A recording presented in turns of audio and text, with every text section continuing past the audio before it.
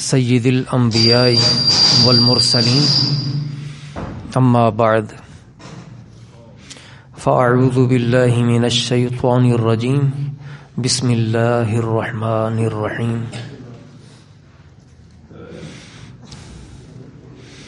ولا تأکلوا مما لم یذکر اسم اللہ علیہ وإنہ لفسق صدق اللہ العظیم۔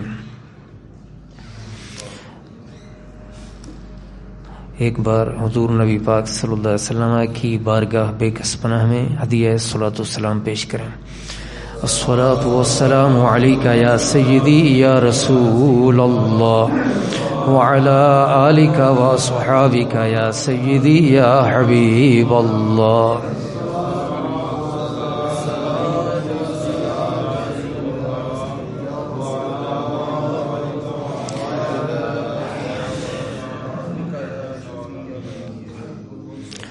حضرات گرامی،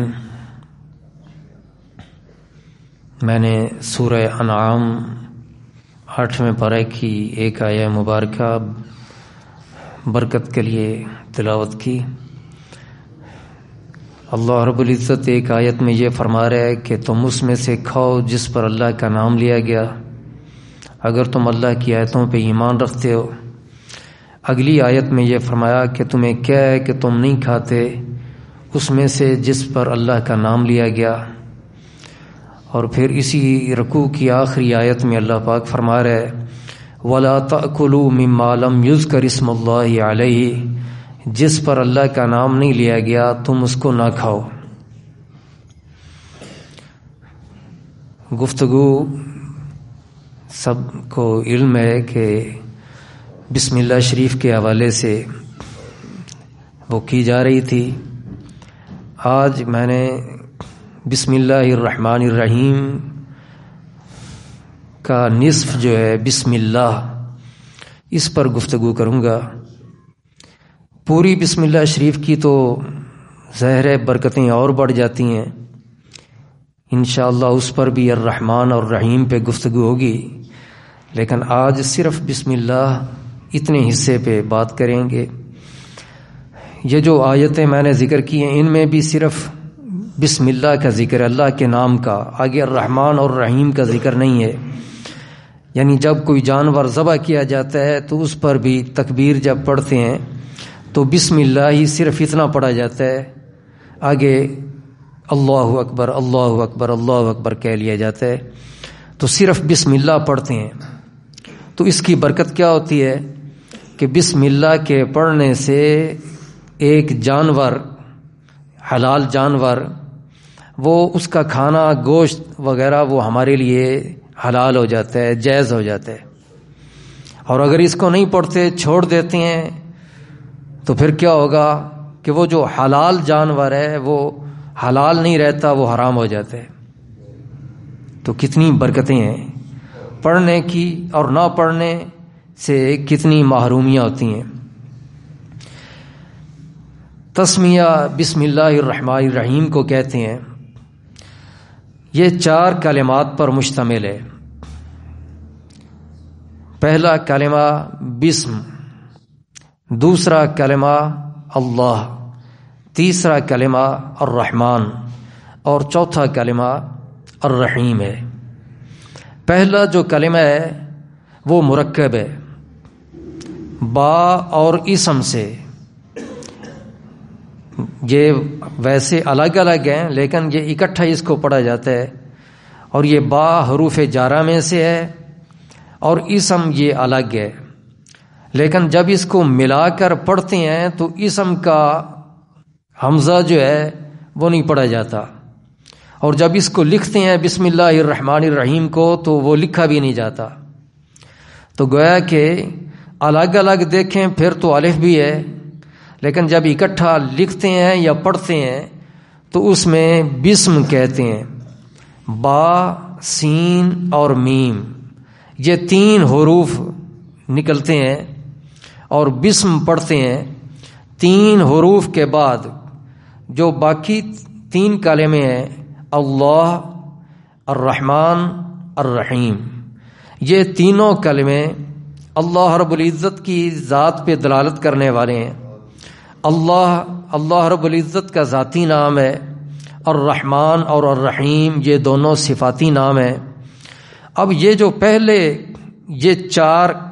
یہ تین حرف ہیں بسم میں جو بولے جاتے ہیں، جو لکھے جاتے ہیں، با، سین اور میم، بظاہر یہ اللہ رب العزت کا نام نہیں، بظاہر یہ اللہ پاک کا نہ ذاتی نام ہے نہ صفاتی نام ہے، لیکن علماء یہ اشارہ بھی تفاسیر کے اندر لکھتے ہیں کہ یہ جو بسم ہے، اس بسم میں تین جو حرف ہیں با، سین اور میم، یہ تین حروف بھی الگ الگ اللہ رب العزت کے ناموں کی طرف اشارہ کر رہے ہیں۔ الگ الگ با حرف جو ہے یہ اشارہ کر رہا ہے اللہ رب العزت کے ان ناموں کی طرف کہ جن ناموں کے شروع میں با آتی ہے۔ با کا اشارہ اللہ رب العزت کے صفاتی نام باری کی طرف ہے۔ باری کا معنی کیا ہے؟ پیدا فرمانے والا، جیسے کہ اللہ رب العزت فرماتا ہے هو اللہ الخالق الباری المصور، تو یہ باری اس کی طرف اشارہ ہے با کا۔ اور ایسے اللہ پاک کا ایک نام ہے بصیر، وہ بصیر بھی ہے، تو یہ بصیر کی طرف با کا اشارہ ہے۔ اللہ رب العزت کا ایک نام باسط بھی ہے، یہ با کا اشارہ باسط کی طرف بھی ہے۔ اور باسط کا معنی کیا ہے؟ اللہ رب العزت فرماتا ہے اللہ یبسط الرزق لمن یشاء، اللہ جس کے لیے چاہتا ہے رزق کو پھیلا دیتا ہے، وہ رزق پھیلانے والا ہے۔ تو اللہ رب العزت کا نام باسط بھی ہے، اور با کا اشارہ باقی اللہ پاک کے نام کی طرف بھی ہے۔ اور باقی کا معنی یہ ہے کہ جس کو زوال نہیں، ہمیشہ ہے، وہ جو ہمیشہ زندہ ہے بلکہ دوسروں کو زندگی عطا کرنے والا ہے، وہ حی بھی ہے، قیوم بھی ہے۔ اللہ رب العزت اسے فنا نہیں، وہ دوام ہی دوام اس کے لیے، ہمیشگی ہی ہمیشگی اس کے لیے۔ اللہ رب العزت فرماتا ہے وَيَبْقَى وَجْهُ رَبِّكَ ذُو الجلال والاکرام، تیرے رب کی ذات باقی ہے۔ تو با کا اشارہ اللہ پاک کے اس نام کی طرف بھی ہے باقی، اور با کا اشارہ بر کی طرف بھی ہے کہ وہ احسان فرمانے والی ذات ہے، اور با کا اشارہ باعث کی طرف بھی ہے کہ اللہ رب العزت وہ دوبارہ لوگوں کو زندہ کر کے اٹھائے گا اور قیامت کے دن سب کو ایک ہی میدان میں لا کھڑا کرے گا۔ اللہ رب العزت ان اللہ یبعث من فی القبور، بے شک اللہ وہ اٹھائے گا ان کو جو قبروں میں ہیں۔ تو اللہ رب العزت باعث بھی ہے۔ تو یہ با کا اشارہ اللہ رب العزت کے ان ناموں کی طرف ہے جن ناموں کے شروع میں با آتی ہے۔ اور پھر اس کے بعد سین ہے، بسم میں سین کا اشارہ اللہ رب العزت کے ان ناموں کی طرف ہے کہ جن کے شروع میں سین آتا ہے۔ تو سین کا اشارہ سمیع کی طرف بھی ہے کہ سمیع سننے والا، یہ اللہ رب العزت کا ایک صفاتی نام ہے، وہ سمیع ہے، سننے والا ہے۔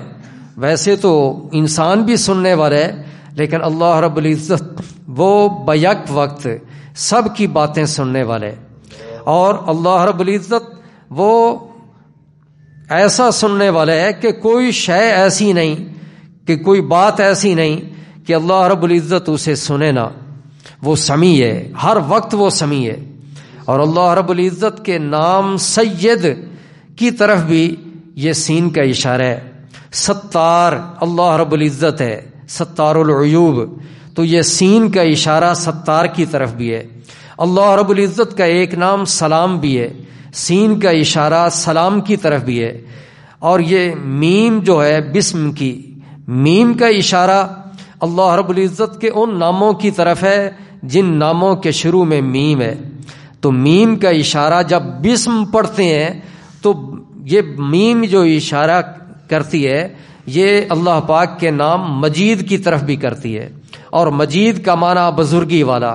اور یہ میم اشارہ کرتی ہے بسم اللہ کی میم ملک کی طرف بھی، کہ اللہ رب العزت وہ مالک ہے، مالک یوم الدین، اللہ پاک وہ بادشاہ ہے. تو جب بندہ پڑھتا ہے نا بسم اللہ الرحمن الرحیم تو اللہ کا نام تو ذاتی زبان پہ آتا ہی ہے، اس کے بعد 2 صفاتی نام بھی آتے ہیں، لیکن اللہ رب العزت کے ذاتی نام کے آنے سے پہلے اور اس کے 2 صفاتی نام لینے سے پہلے زبان پہ یہ لفظ آتے ہیں بسم، با سین اور میم. گویا کہ بندہ جب یہ بسم اللہ الرحمن الرحیم کو پڑھتا ہے تو یہ اعلان کرتا ہے کہ میں یہ بظاہر جو اللہ پاک کا نام نہیں لے رہا، اس میں بھی اللہ رب العزت کے ناموں کو ذکر تو میں نہیں کر رہا، لیکن اشارتاً اللہ رب العزت کے نام میں تھوڑے لفظوں کے اندر، حرفوں کے اندر میں اس کے نام لے رہا ہوں.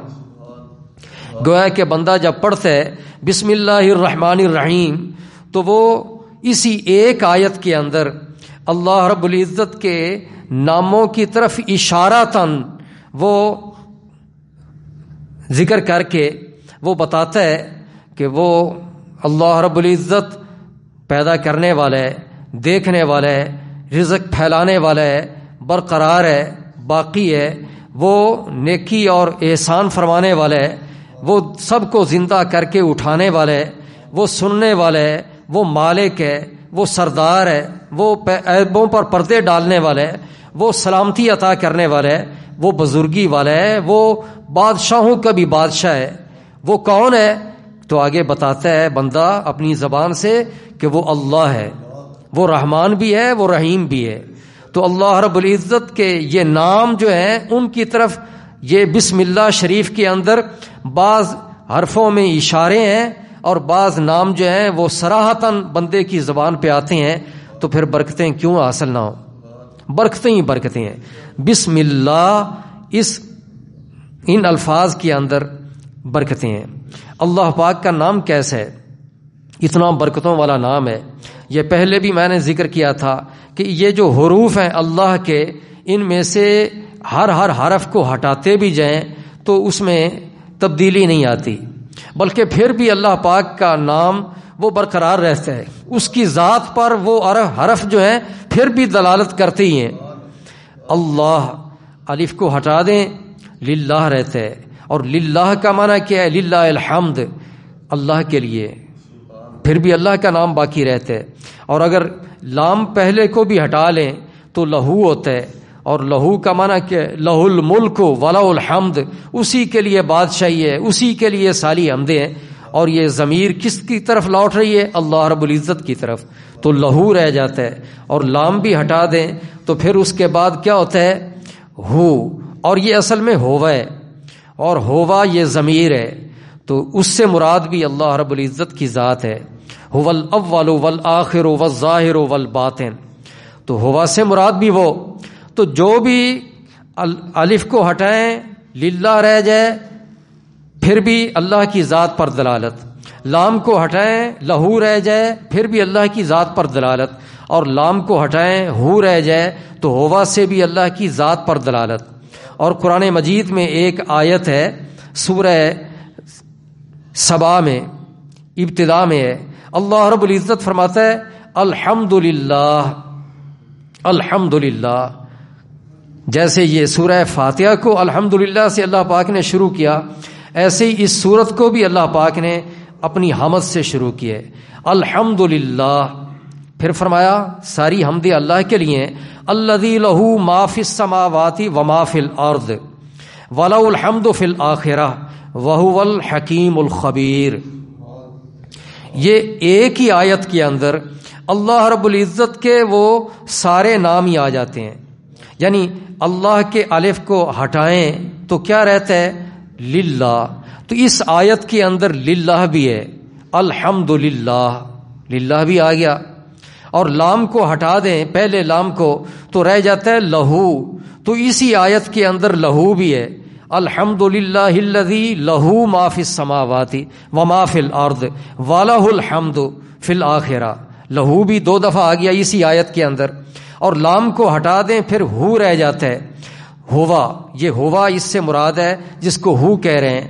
تو ہوا یہ بھی اسی آیت کے اندر ہے. اللہ کریم فرماتا ہے وَهُوَ الْحَكِيمُ الْخَبِيرُ.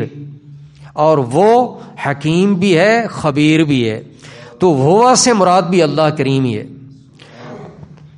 تو اسی ایک آیت کے اندر بات سمجھ آ گئی کہ اللہ رب العزت کا نام ایسے ہے جیسے وہ خود ذات وہ تغیر سے پاک ہے، تبدل سے پاک ہے، اور وہ ہمیشہ کے لیے. ایسے ہی اللہ پاک کا یہ جو نام ہے اس کے اندر بھی ظاہری طور پر ہم حرف وہ ہٹاتے بھی جائیں تو پھر بھی وہ ذات، اس کا نام جو ہے اس پہ دلالت جو ہے وہ ہوتی رہے گی، اور پتہ چلے گا کہ اس سے مراد اللہ رب العزت کی ذات ہے.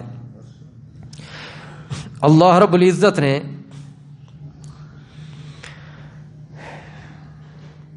عربی زبان کے اندر دلالت کرنے کے لیے ضمیریں 3 طرح کی ہوتی ہیں. ایک ضمیر ہوتی ہے متکلم کی، ایک ضمیر ہوتی ہے غائب کی، اور ایک ضمیر ہوتی ہے حاضر کی.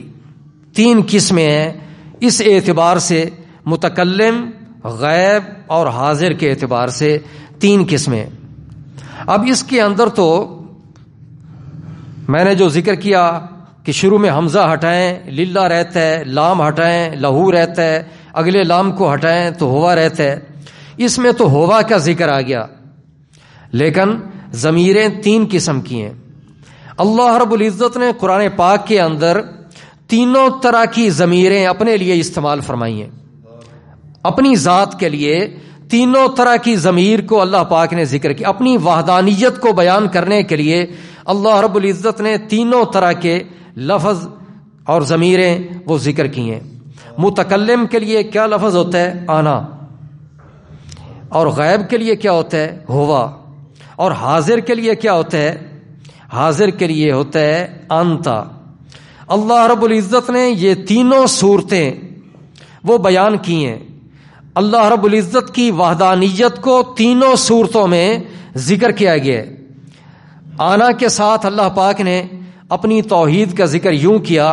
اللہ رب العزت نے فرمایا انذروا انہ لا الہ الا انا فاتقون. ہم کلمہ شریف پڑھتے ہیں نا، اس میں تو ہوتا ہے لا الہ الا اللہ. اللہ پاک کا ذاتی نام لے لیتے ہیں، اللہ کے سوا کوئی معبود نہیں.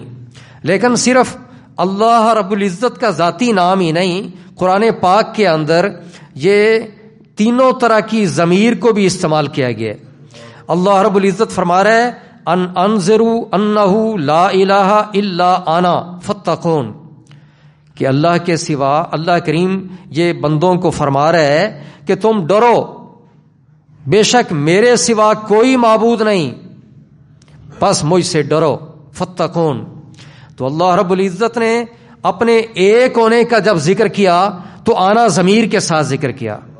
آنا، بس میں ہی ہوں معبود، میرے سوا اور کوئی عبادت کے لائق نہیں. ایسے ہی اللہ رب العزت نے یہ 14ویں پارہ کے اندر سورہ نحل کی آیت تھی. اللہ رب العزت 16ویں پارہ میں سورہ طٰہٰ میں فرماتے ہیں اننی انا اللہ لا الہ الا انا، بے شک میں اللہ ہوں. حضرت موسیٰ علیہ السلام سے یہ کلام فرمایا تھا اللہ پاک نے. اللہ کریم نے فرمایا میں اللہ ہوں، لا الہ الا انا، میرے سوا کوئی معبود نہیں. اللہ رب العزت 17ویں پارہ میں سورۃ الانبیاء کے اندر فرماتا ہے ما ارسلنا من قبلک من رسول، ہم نے پیارے محبوب آپ سے پہلے کوئی رسول نہیں بھیجا، الا نوحی الیہ، مگر ہم اس کی طرف یہ وحی کرتے رہے کیا؟ انہ لا الہ الا انا فاعبدون، کہ میرے سوا کوئی معبود نہیں، تم میری عبادت کرو. ہر نبی کی طرف، ہر رسول کی طرف اللہ پاک فرماتا ہے کہ ہم نے یہ وحی کی کہ میرے سوا کوئی معبود نہیں. تو آنا کا لفظ اپنی وحدانیت کو ثابت کرنے کے لیے اللہ رب العزت نے قرآن مجید کے اندر بیان کیا. ایسے ہی انتا کا لفظ اس کے ساتھ بھی اللہ پاک نے قرآن مجید کے اندر اپنی توحید کو بیان کیا ہے، اپنے ایک معبود ہونے کا ذکر انتا کے ساتھ بھی کیا ہے. اور وہ کیسے؟ اللہ رب العزت نے سورۃ الانبیاء میں 17ویں پارہ میں ذکر کیا کہ حضرت یونس علیہ السلام جب وہ مچھلی کے پیٹ میں پہنچے تو وہاں پہ انہوں نے یوں پکارا، نادا فی الظلمات، تاریکیوں کے اندر پکارا اور کہا لا الہ الا انت۔ آیہ کریمہ جو مشہور ہے، جس کو آیہ کریمہ کہتے ہیں، ویسے قرآن پاک کی ہر آیت ہی وہ آیت کریمہ ہی ہے، لیکن جو عرف میں، رواج میں، عادت میں جو لوگوں میں مشہور ہے، متعارف ہے، وہ آیہ کریمہ ہے، لا الہ الا انت سبحانک انی کنت من الظالمین۔ تو اس میں بھی کیا ہے، لا الہ الا انت، حضرت یونس علیہ السلام کی زبان سے یہ لفظ نکلے کہ مولا تیرے سوا کوئی بھی معبود نہیں۔ تو انتا کے بھی لفظ جو ہے وہ اللہ پاک کی وحدانیت کے لیے قرآن مجید کے اندر بیان ہوئے۔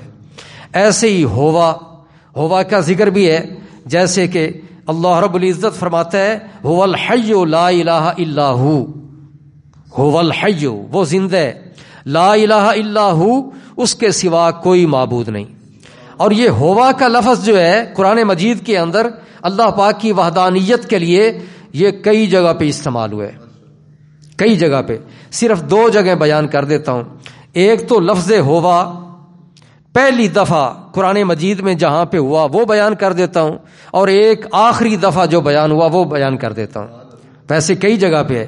پہلی دفعہ اللہ پاک نے یہ لفظ استعمال فرمایا ہوا کا اپنی وحدانیت کے لیے دوسرے پارہ کے اندر سورہ بقرہ میں، اور یہ بھی آیت مشہور ہے، تقریباً سب کو آتی ہوگی، نہیں تو یاد نہیں ہے تو بار بار سنتے ہوں گے۔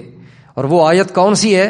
جو ختم شریف پڑھا جاتا ہے تو اس میں وہ آیت بھی آتی ہے، وَإِلَٰهُكُمْ إِلَٰهٌ وَاحِدٌ، اللہ پاک فرماتا ہے تمہارا معبود ایک معبود ہے، لا الہ الا ہوا، اس کے سوا کوئی معبود نہیں۔ تو ہوا کا لفظ اللہ پاک نے وہ بیان کیا اپنی ذات کے لیے اور اپنے معبود ہونے کے لیے، اور صرف ایک ہی معبود ہونے کے لیے اللہ رب العزت نے ہوا کا لفظ استعمال کیا۔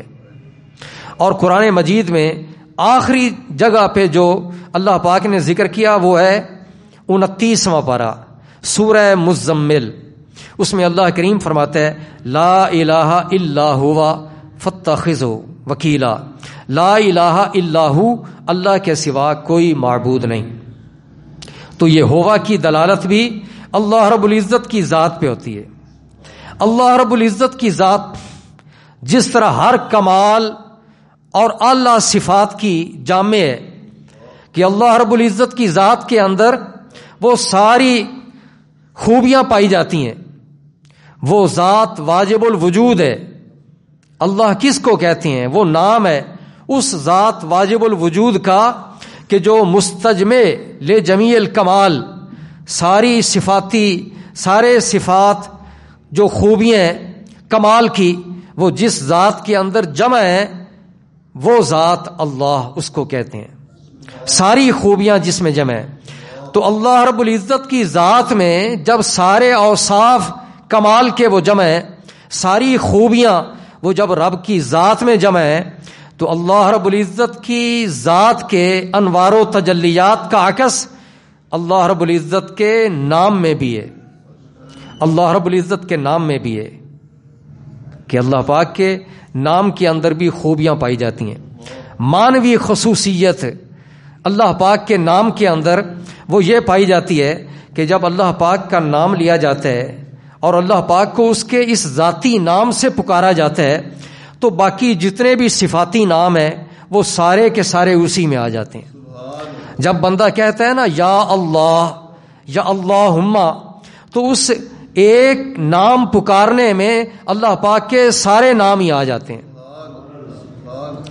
تفسیر کبیر کے اندر امام رازی رحمۃ اللہ علیہ وہ یہ بیان فرماتے ہیں کہ انکا اذا دعوت اللہ بالرحمت فقد وصفتہ بالرحمت وما وصفتہ بالقہر، کہ جب تو نے اللہ رب العزت کو پکارا رحمت کی صفت کے ساتھ، اور تو نے یہ کہا کہ یا رحمان، یا تو نے کہا یا رحیم رحمت کی صفت کے ساتھ، اگر تو نے رب کو پکارا تو تو نے صرف جو رب کی رحمت کی صفت ہے صرف اسی ایک ہی صفت کے ساتھ پکارا ہے.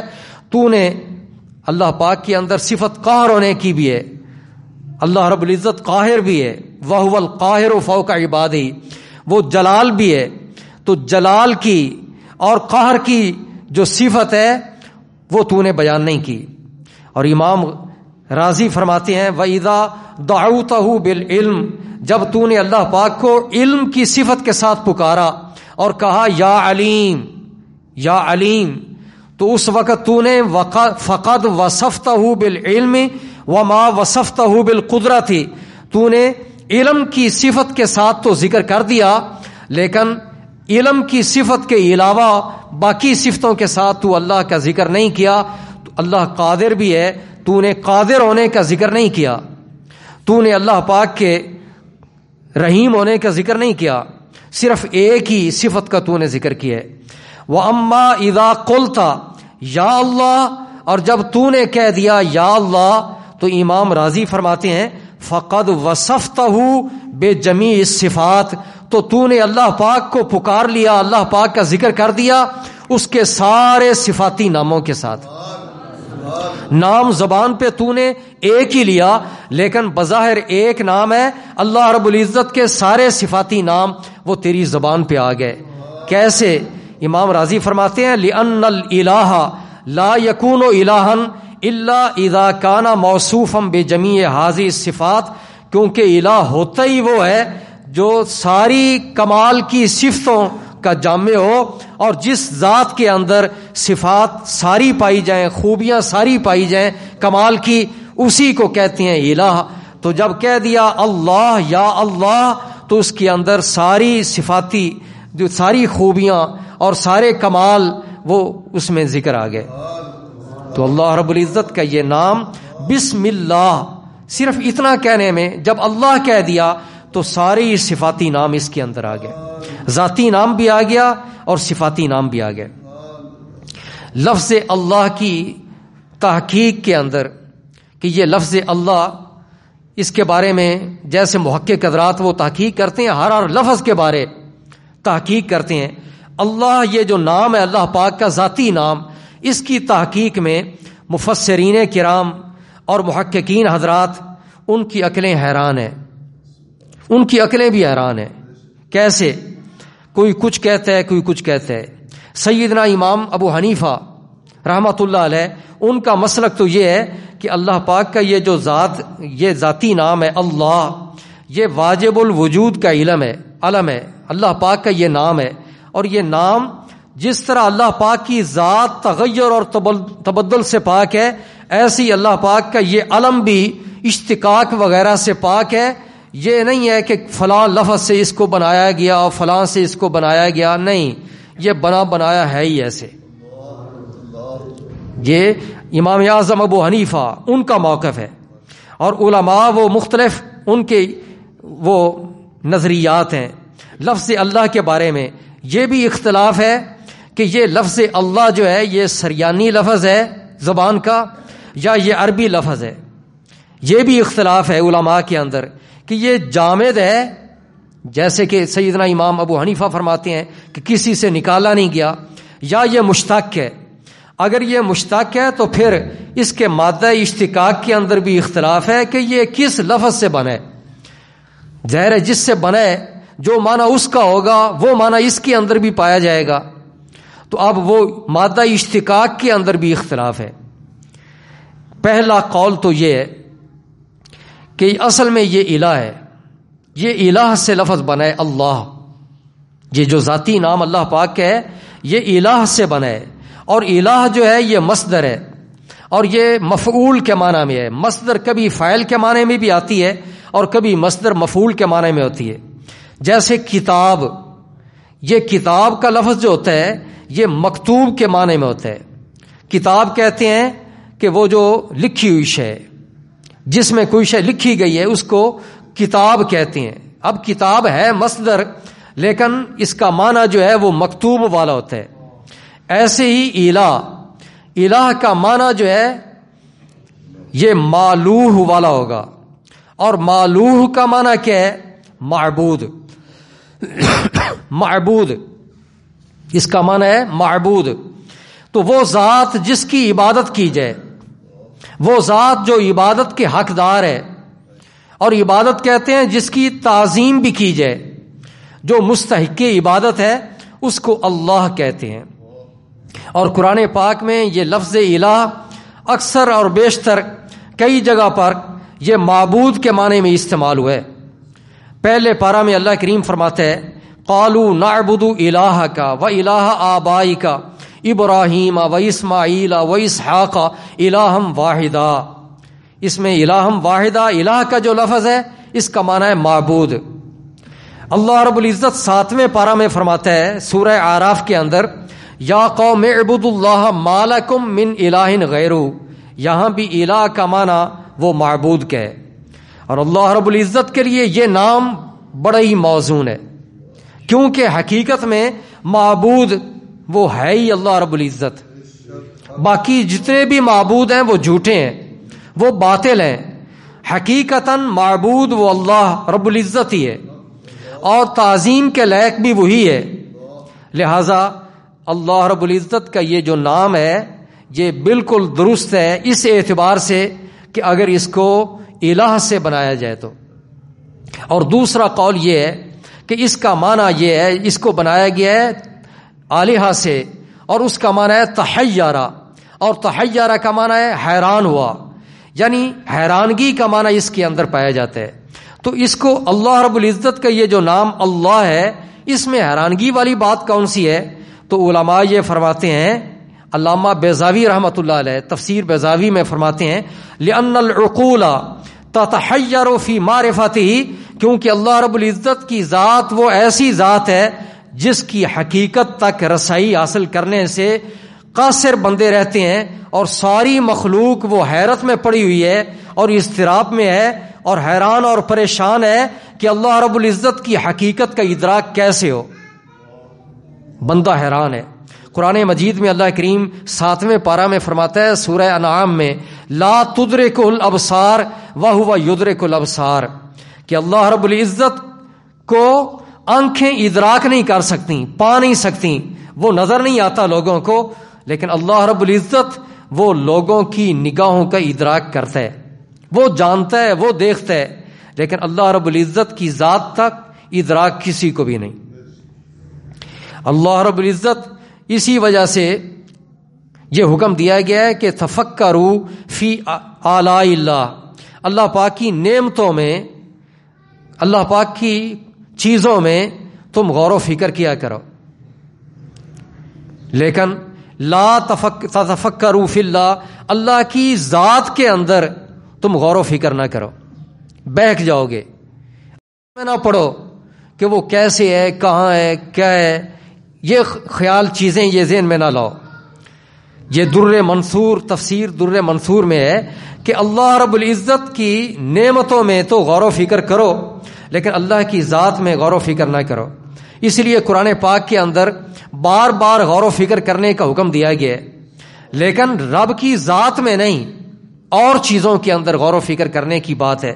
اللہ رب العزت فرماتا ہے 11ویں پارہ میں سورہ یونس کے اندر یفصل الآیات، کہ اللہ آیتوں کو کھول کھول کے بیان کرتا ہے لقوم یعلمون، ایسے لوگوں کے لیے جو علم رکھتے ہیں، ان فی اختلاف اللیل والنہار، بے شک رات اور دن کے بدلنے میں، وما خلق اللہ فی السماوات والارض، اور جو کچھ اللہ پاک نے پیدا کیا آسمانوں میں زمین میں، لآیات لقوم یتقون، ضرور قدرت کی نشانیاں ہیں ان لوگوں کے لیے جو متقی اور پرہیزگار ہیں۔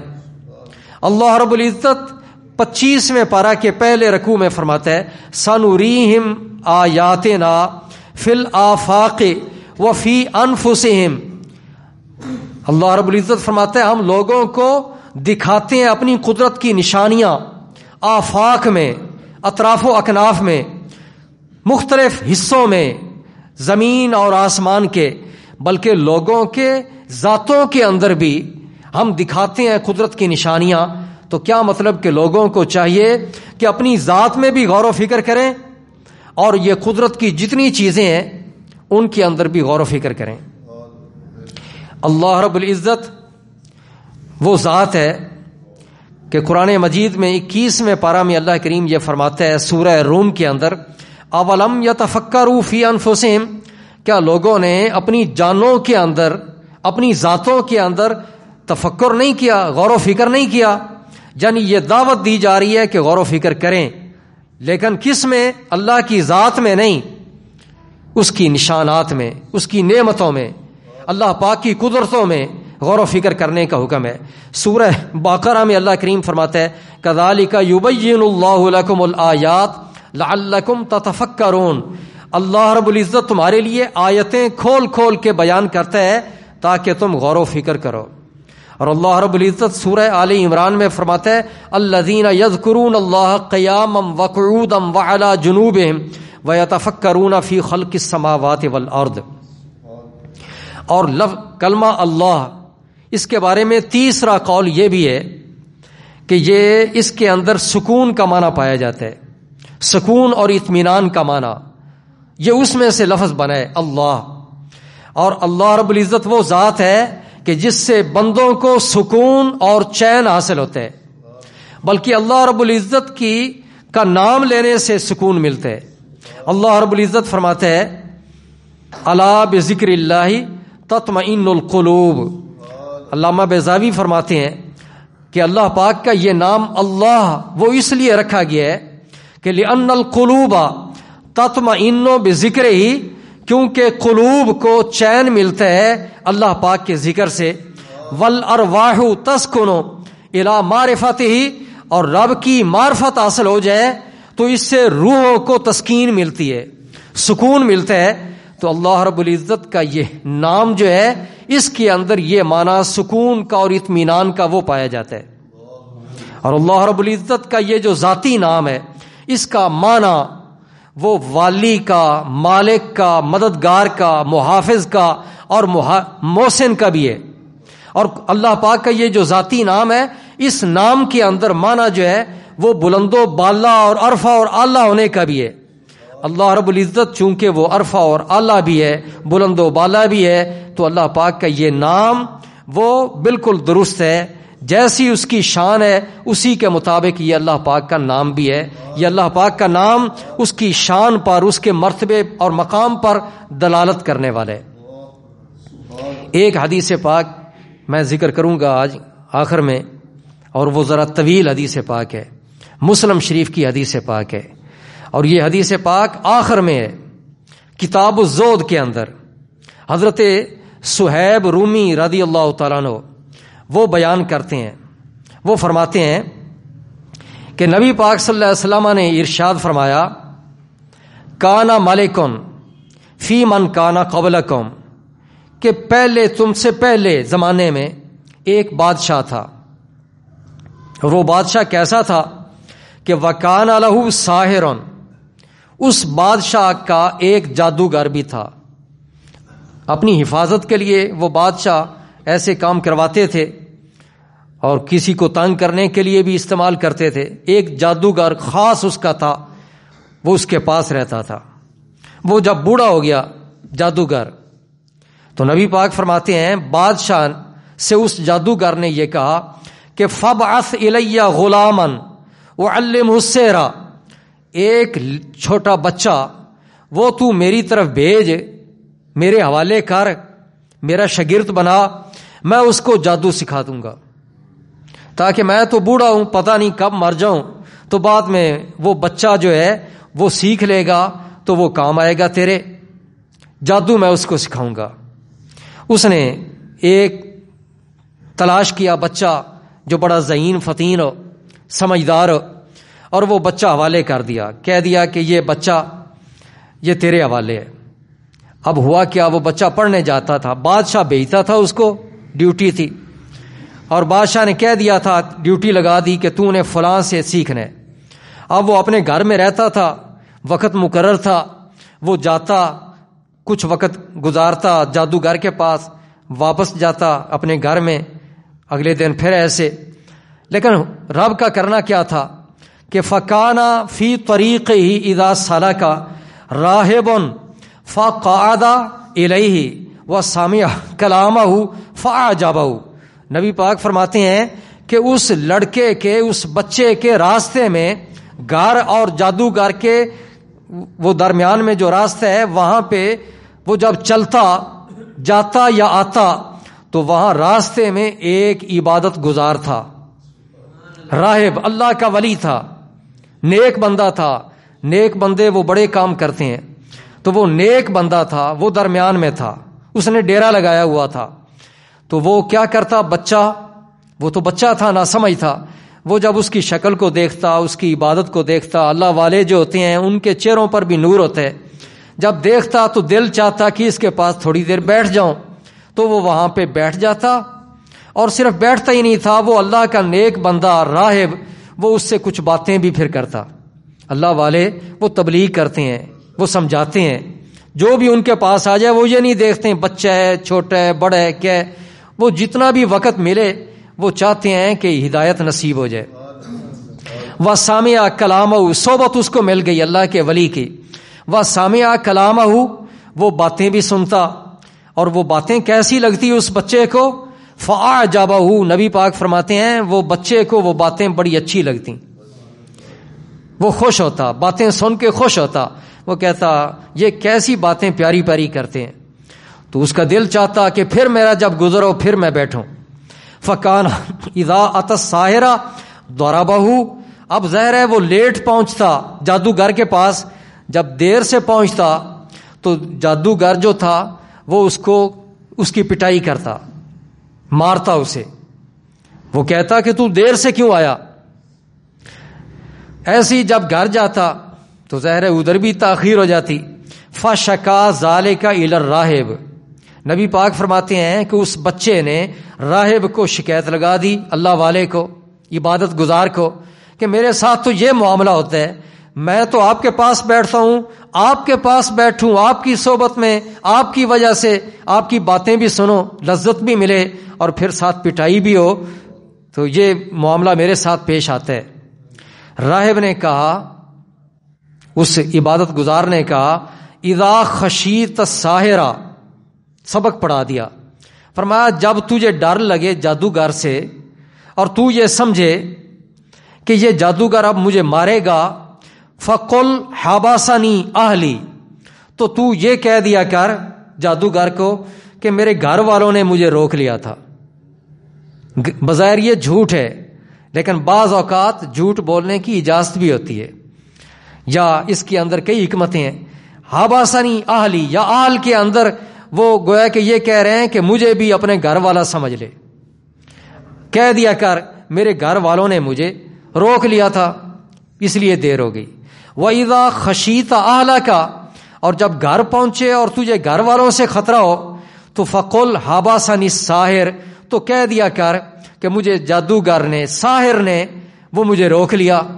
اب یہ جادوگر کا وہ معنی بھی ہو سکتا ہے کہ جادوگر نے روک لیا، وہ تو جھوٹ ہوگا، لیکن یہ بامر مجبوری جھوٹ بولنے کی آپ نے اجازت دی، یا اس کا مطلب یہ تھا کہ جیسے وہ نبی پاک کے بارے بھی کہ جادوگر کہنے والی وہ کہتی تھی کہ بچ جاؤ اس سے، اور جب نبی پاک نے اسی عورت کا، بوڑھیا کا سامان اٹھایا، گھر تک پہنچایا، تو پھر پوچھا اور تلقین کی کہ تو نے محمد کے پاس نہیں جانا، جادوگر کے پاس، تو فرمایا وہ تو میں ہی ہوں۔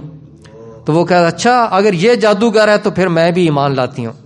تو اس انداز میں آج کل بھی کہتے ہیں کہ یہ تو بڑا سحر بیان ہے، ٹھیک ہے، اس کی زبان کے اندر جادو ایک ہے، تو جادو کا اثر یہ ایک بیان کر دیا جاتا ہے۔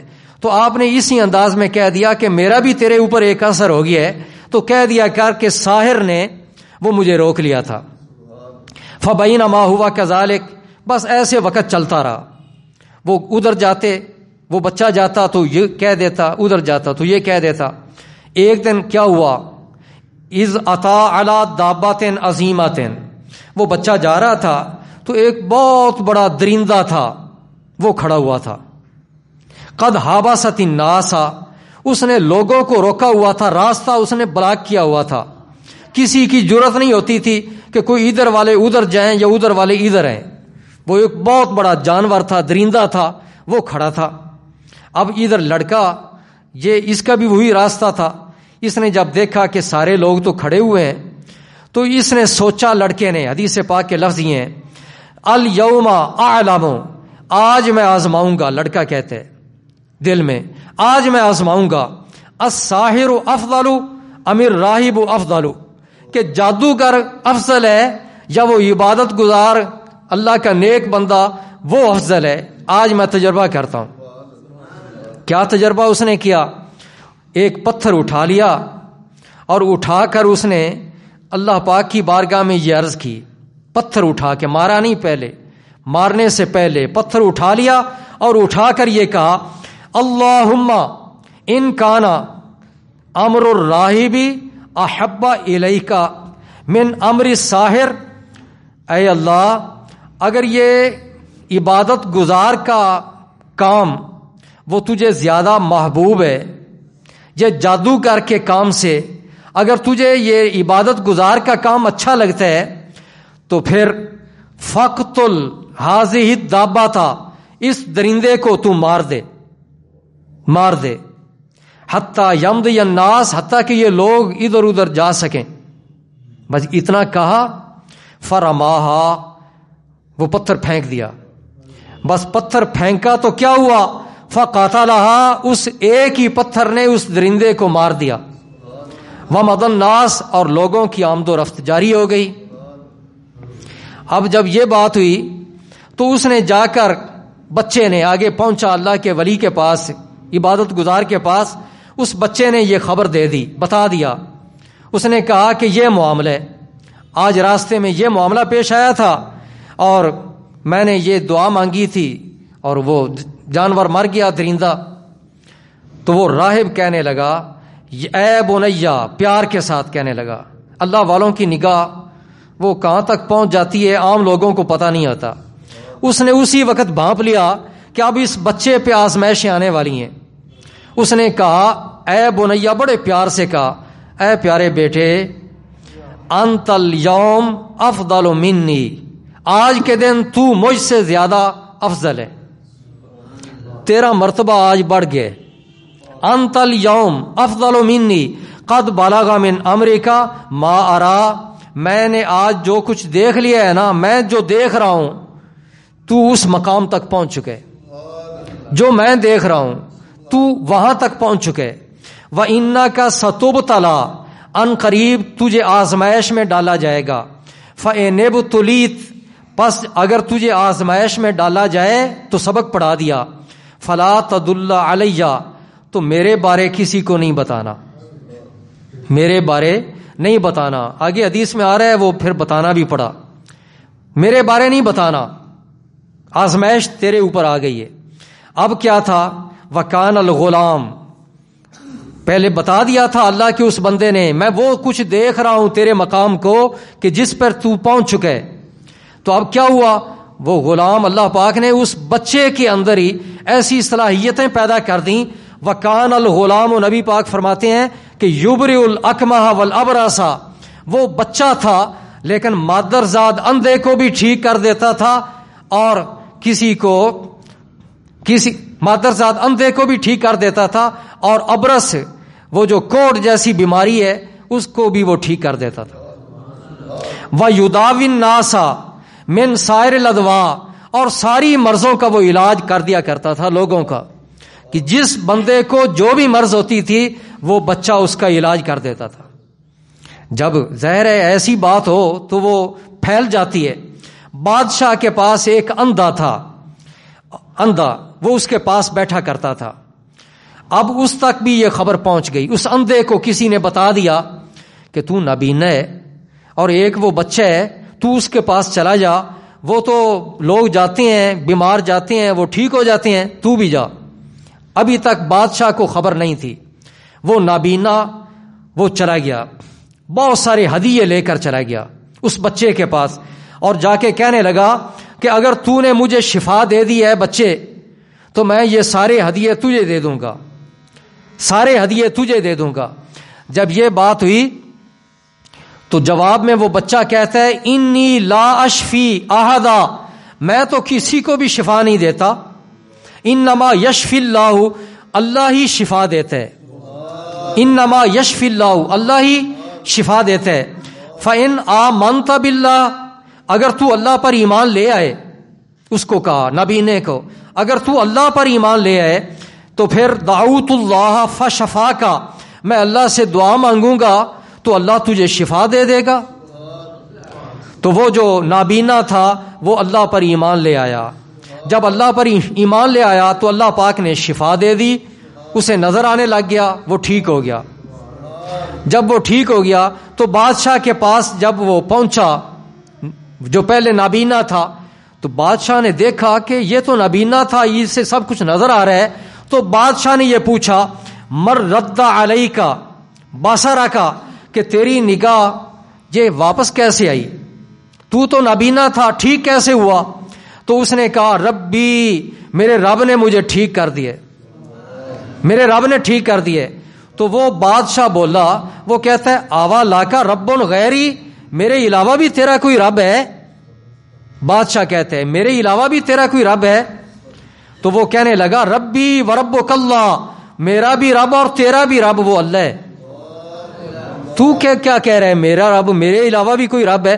تیرا بھی وہ رب ہے، میرا بھی وہ رب ہے، اور وہ اللہ ہے.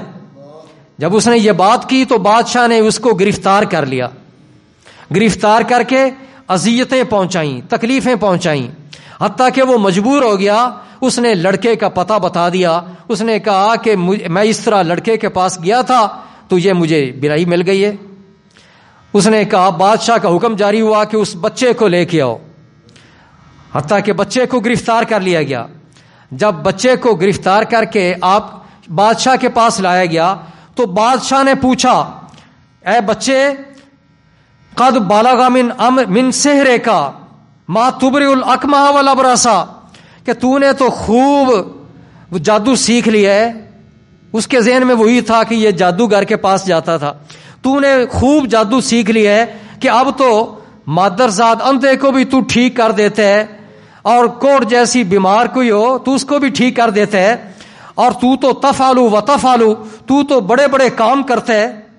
جب یہ بات ہوئی تو وہ بچہ جواب میں کہتا ہے انی لا اشفی احدا، میں تو کسی کو شفا نہیں دیتا، انما یشفی اللہ، اللہ ہی شفا دیتے، اللہ ہی شفا دیتے.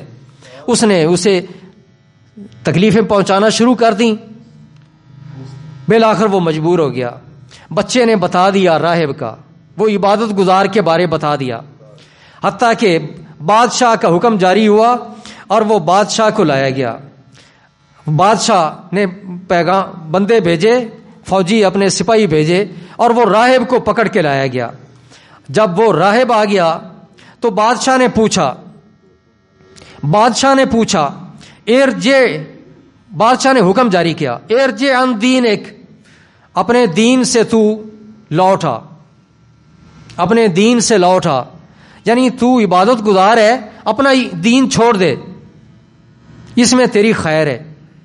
تو جواب میں اس نے کیا کیا، اس نے انکار کر دیا. اس نے کہا میں اپنے دین کو کیوں چھوڑوں، میں اپنے دین پر قائم ہوں. فدعا بالمعشار، اس نے ایک آرا منگوایا، آرا. فوضع المعشار فی مفرق راسہ، وہ آری یا آرا وہ لے کر اس نے سر کی چوٹی میں رکھا، اور اس کے ساتھ اس نے 2 حصے کر دیا، ٹکڑے کر دیا. عبادت گزار 2 حصوں میں چلا گیا، لیکن اس نے دین کو نہیں چھوڑا. یہ کام کر کے پھر اس نے اپنے اس ساتھی کو کہا، جلیس کو، جو پہلے نابینا تھا، اس کو کہا یہ دیکھ لے اس کے ساتھ کیا ہوا ہے، تو اپنا دین چھوڑ دے. اس نے کہا میں تو نہیں چھوڑوں گا. اس نے بھی انکار کر دیا، حتیٰ کہ اس کے بارے بھی یہی حکم جاری ہوا، حتیٰ کہ اس کو بھی 2 ٹکڑے کر دیا، دین کو نہیں چھوڑا. پھر باری آ گئی بچے کی. جب اس لڑکے کی باری آئی تو کہا کہ تو چھوڑ دے اپنے دین کو، اپنے دین کو چھوڑ دے. تو پھر کیا تھا دین کے چھوڑنے کی بات، یہ چونکہ کافی طویل ہے بات، تو میرا خیال ہے یہیں پہ انکار کر دیا. اب ڈیوٹی لگا دی. جب انکار کیا تو وہ اسی طرح آرے کے ساتھ نہیں کاٹا، اس نے کہا 2 کے ساتھ تو یہ کام کر لیا، یہ تو باز ہی نہیں آ رہے. تو اس نے ایک اور کام شروع کیا، ڈیوٹی لگا دی لوگوں کی. کچھ بندوں کو یہ پابند کر دیا کہ اس کو لے جاؤ پکڑ کے پہاڑ کی چوٹی پر لے جاؤ. وہاں پہ جا کے چوٹی پر فَإِن رَجَعَ عَن دِينِهِ، اگر یہ دین سے پھر جائے تو فَبِهَا، اچھی بات ہے. وَإِلَّا فَاطْرَحُوهُ، اگر یہ دین سے نہ پھرے، اپنے دین کو نہ چھوڑے تو چوٹی سے اسے نیچے پھینک دو. لوگ پکڑ کے لے گئے، چوٹی پہ پہنچ گئے.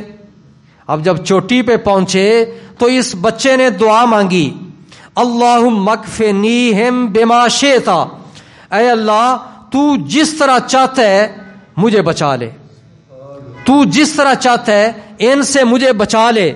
بس یہ دعا مانگنا تھی. ہوا کیا کہ اسی وقت پہاڑ پہ زلزلہ آ گیا.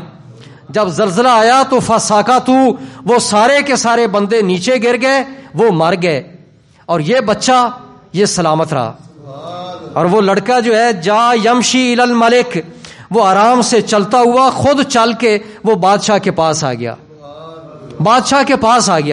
بادشاہ دیکھ کے پوچھتے ہے کہ وہ جو تیرے ساتھ گئے تھے ان کے ساتھ کیا ہوا؟ وہ نہیں آئے، تو آ گیا ہے. تو جواب میں اس نے کہا کفانیہم اللہ، مجھے اللہ نے اس سے بچا لیا، ان سے بچا لیا، اللہ نے مجھے ان سے بچا لیا. اس بادشاہ نے اور کچھ بندوں کی ڈیوٹی لگا دی. کہا کہ اس کو پکڑ کے لے جاؤ، کشتی میں بٹھاؤ، سمندر کے درمیان میں لے جاؤ. جب درمیان میں پہنچو فَإِن رَجَعَ عَن دِينِهِ، اگر دین سے یہ بچہ پھر جائے تو ٹھیک ہے، وَإِلَّا، اگر دین سے نہ پھرے تو فَاقْذِفُوهُ، اسے دریا سمندر کے اندر ڈبو دو، کشتی سے نکال کے سمندر کے اندر پھینک دو.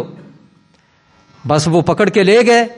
جی اب اور تھے سپاہی، وہ جب وہاں پہنچے سمندر کے اندر درمیان میں پہنچے، ارادہ کیا کہ ڈبو دیں، تو بچے نے دعا مانگی اسی طرح، اللہم اکفنیہم بما شئت، اے اللہ تو جیسے چاہے ان سے بچا لے. بس یہ دعا مانگنا تھا. فن کفأت بہم السفینہ، وہ کشتی ساری کی ساری الٹ گئی. وہ کشتی جب الٹی تو فغارقوا، یہ سارے ڈوب گئے، اور یہ بچہ یہ سلامت رہا، اور یہ آرام سے چل کے واپس بادشاہ کے پاس پھر آ گیا. جب بادشاہ کے پاس آیا، بادشاہ نے پھر پوچھا وہ جو تیرے ساتھ گئے ان کا کیا بنا؟ جواب میں اس لڑکے نے کہا کفانیہم اللہ، اللہ نے ان سے مجھے بچا لیے. پھر لڑکے نے اس کو خود ہی بتایا، لڑکے نے خود بتایا، طریقہ بتایا کہ اگر کہا کہ ان ناکا بے قاتلی، اے بادشاہ تو مجھے قتل نہیں کر سکتا، تو مجھے مار نہیں سکتا، حتیٰ تفعل ما آمرک بھی، حتیٰ کہ تو وہ کرے جو میں تجھے حکم دوں. جیسے میں تجھے کہوں تو اگر اسی طرح کرے گا تو پھر تو مجھے مار سکے گا، ورنہ تو مجھے مار نہیں سکتا. اس نے پوچھا ما ہوا، وہ کیا ہے کہ جو میں کروں تو تم مر جائے گا، میں تجھے مار لوں گا؟ تو اس نے بتایا، لڑکے نے کہا تجمع الناس فی صعید واحد، تو یہ کام کر کہ ایک میدان میں سارے لوگوں کو اکٹھا کر. وہ بچے کی نگاہ کیا دیکھ رہی تھی کہ میں اگر ایک جان جاتی ہے تو چلی جائے، اوروں کو ایمان مل جائے گا. وہ اوروں کے ایمان کا ذریعہ بننا تھا، اس لیے اپنی جان قربان کر دی. اور یہ تو دیکھ رہا تھا کہ اس نے مجھے تنگ تو کرنا ہے، اذیت تو پہنچانی ہے، لیکن اس نے یہ طریقہ کہا کہ سارے لوگوں کو جمع کر ایک میدان میں، اور اس کے بعد وَتَصْلُبُنِي عَلَى جِزْءٍ، مجھے سولی پر لٹکا، سولی پر بلند کسی درخت کے اوپر باندھ دے. ثُمَّ خُذْ سَهْمًا مِّن كِنَانَتِي، پھر میری ترکش سے تیر نکال. ثُمَّ ضَعِ السَّهْمَ فِي كَبِدِ الْقَوْسِ، پھر اس تیر کو جو میرے کمان ترکش سے نکالے کمان کے اندر رکھ، اور کمان میں رکھ کر ثم قل، اس کے بعد تو یہ پڑھ بسم اللہ رب ھذا الغلام، بسم اللہ کی بات ہے، ساری بسم اللہ نہیں، بسم اللہ ہی یہ برکت ہے بسم اللہ کی. جیسے جانور پر بھی ذبح کرتے وقت بسم اللہ پڑھتے ہیں تو وہ حلال ہو جاتا ہے، کھانا حلال ہے گوشت، تو یہ بھی شہادت مل رہی ہے. لیکن وہ سارے حربے اس کے ناکام رہے. اب یہ طریقہ بتایا، کہا کہ تو وہ کمان میں تیر رکھ کر تو یہ پڑھ بسم اللہ رب حاذل غلام، اس کے بعد ثم مرمنی، پھر وہ تیر مجھ پر چلا، فَإِنَّكَ إِذَا فَعَلْتَ ذَلِكَ قَتَلْتَنِي، جب تو یہ کام کرے گا تو مجھے تو قتل کر سکے گا. چنانچہ اس نے پھر یہ سارا کام کیا بادشاہ نے، اور بالآخر اس نے اسی انداز میں بسم اللہ رب حاذل غلام کہہ کے، حالانکہ وہ ماننے والا نہیں تھا، اس نے یہ کہا، اور جو ماننے والا نہیں تھا اس نے کہا تو اس کا یہ فائدہ ہو گیا ہے. تو جو مانتے ہیں وہ بسم اللہ کو پڑھیں، اللہ پاک کو ماننے والے تو کتنی برکتیں ہوں گی. اس نے کہا بسم اللہ رب حاذل غلام، اور جب وہ تیر چلایا تو وہ تیر اس لڑکے کی کن پٹی میں وہ تیر پیوست ہو گیا، اور اس لڑکے نے اس تیر کے لگنے کی جگہ پہ اپنا ہاتھ رکھا اور وہ فوت ہو گیا، اللہ کو پیارا ہو گیا. جب یہ کام ہوا تو وہاں اس میدان کے اندر جتنے لوگ جمع تھے وہ سارے لوگ انہوں نے کہا آمنا برب الغلام، آمنا برب الغلام، آمنا برب الغلام. 3 مرتبہ سارے لوگوں نے یہ کہا کہ ہم ایمان لے آئے اس غلام کے رب پر، ہم ایمان لے آئے اس غلام کے رب پر، ہم ایمان لے آئے اس غلام کے رب پر. جیسے جادوگروں کی بات بھی ہے نا، وہ حضرت موسیٰ علیہ السلام کا واقعہ، تو اس میں سارے جادوگر جو تھے وہ خود جادوگر، اور جو لوگ وہاں پہ جمع تھے وہ کہنے لگے تھے آمنا برب ہارون و موسیٰ، کہ ہم تو موسیٰ اور ہارون کے رب پر ایمان لے آئے. ایسے ہی سارے لوگ کہنے لگے اس غلام کے رب پر ہم ایمان لے آئے. بادشاہ نے خندقیں کھدوائیں اور ان میں آگ لگائی گئی، اور کہا، اس نے اعلان کیا کہ جو جو دین سے نہ پھرے خندقوں میں ڈالو، آگ کے اندر جلا دو. وہ اتنا ظالم تھا، اور خندقیں کھودی گئیں، آگ جلائی گئی، اس میں لوگوں کو پکڑ پکڑ کے ڈالا گیا. لیکن کئی ایمان والے وہ تھے کہ جو پکے رہے، اور آخر میں ایک عورت آئی، اس کے ساتھ ایک بچہ تھا. کئی بچے بچپن میں وہ بولے تھے، یہ بچہ بھی بولا، وہ بچہ تھا چھوٹا اس کے ساتھ. وہ عورت ذرا گھبرائی آگ میں جانے سے، تو وہ بچہ بول کے کہتا ہے یا امتا اصبری فإنک علی الحق، اے میری ماں ثابت قدم رہے، تو حق پر ہے، تو حق پر ہے. تو وہ ماں جو ہے وہ بھی آگ کے اندر چلی گئی، اپنی جان قربان کر دی، لیکن ایمان دین کو نہیں چھوڑا. اللہ رب العزت اسی واقعہ کی طرف اشارہ کرتا ہے قرآن مجید کے اندر 30ویں پارہ میں.